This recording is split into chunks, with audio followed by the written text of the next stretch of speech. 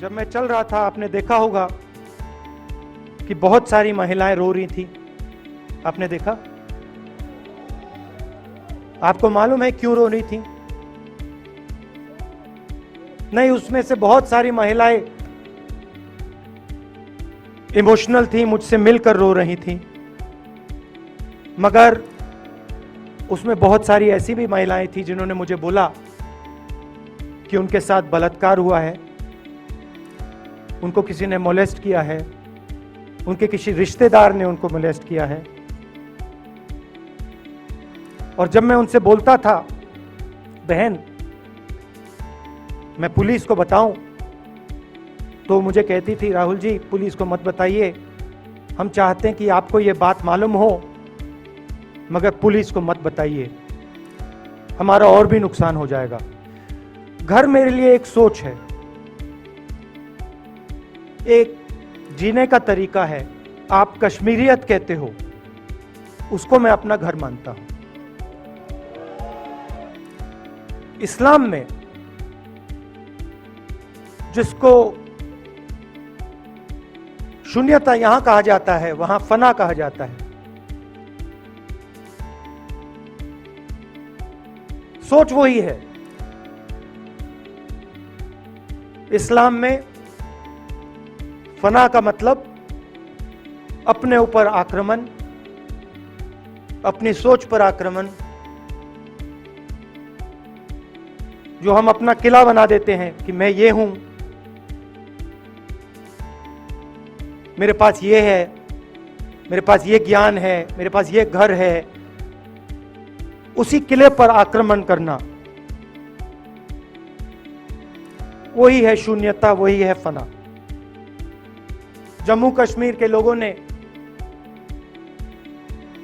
मुझे hand grenade नहीं दिया, अपने दिल खोलकर प्यार दिया, गले लगे।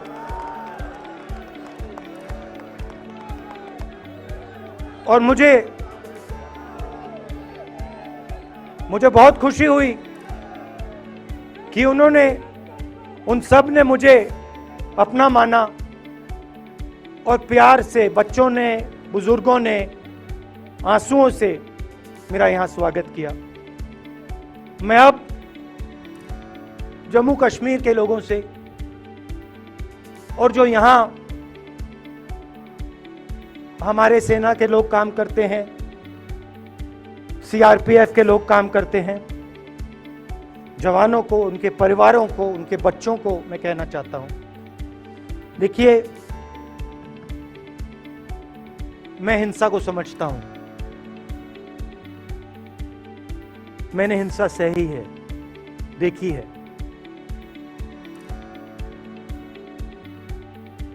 जो हिंसा नहीं सहता है, जिसने हिंसा नहीं देखी है, उसे यह बात समझ नहीं आएगी। जैसे मोदी जी हैं, अमित शाह जी हैं, आरएसएस के लोग हैं, उन्होंने हिंसा नहीं देखी।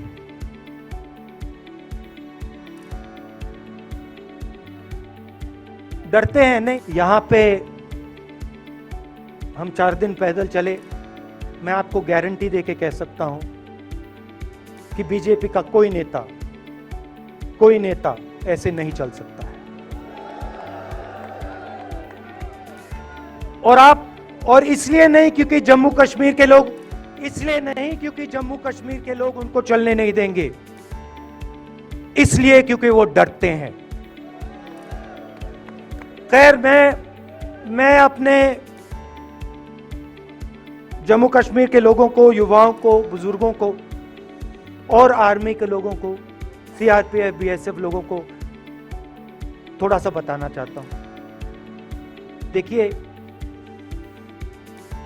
मैं जब 14 साल का था, स्कूल में था, सुबह ज्योग्राफी की क्लास में था, मैं पढ़ रहा था, तो मेरे माँ के साथ एक औरत काम करती है, वो चिल्ला रही थी, राहुल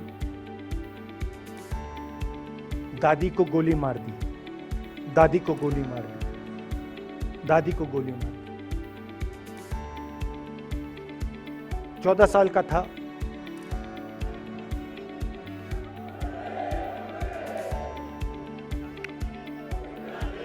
देखिए, ये जो मैं कह रहा हूं, ये जो मैं अभी कह रहा हूं, ये बात प्रधानमंत्री को नहीं समझ आएगी, ये बात अमित शाह जी को नहीं समझ आएगी, ये बात डोवल जी को भी नहीं समझ आएगी, मगर ये बात कश्मीर के लोगों को समझ आएगी, ये बात सीआरपीएफ के लोगों को समझ आएगी, ये बात आर्मी के लोगों को समझ आएगी, उनके परिवारों को समझ आएगी। तो उन्होंने मुझे कहा, नाम ओंगमू है उसका, उसने कहा दादी को गोली लग गई, दादी को गोली लग गई। और फिर मुझे गाड़ी में वापस ले गए, प्रियंका को मैंने स्कूल से उठाया, मैं वापस गए।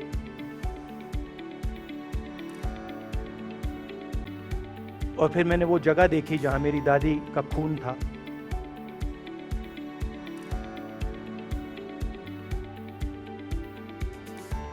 पापा आए, माँ आई, माँ बिल्कुल हिल गई थी, बोल नहीं पा रही थी।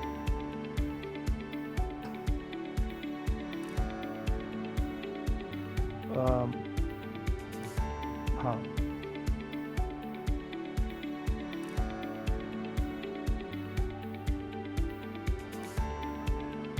फिर क्या हुआ? तो जब जो हम लोग हैं जिन्होंने हिंसा देखी है,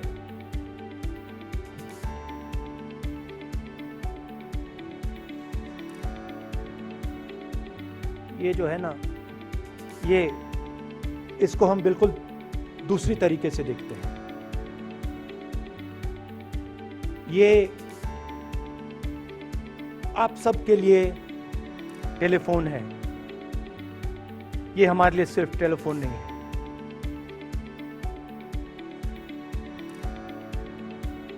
उसके बाद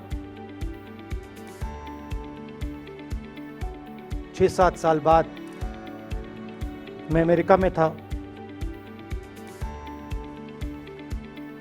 और फिर से टेलीफोन आया। 21 में टेलीफोन आया।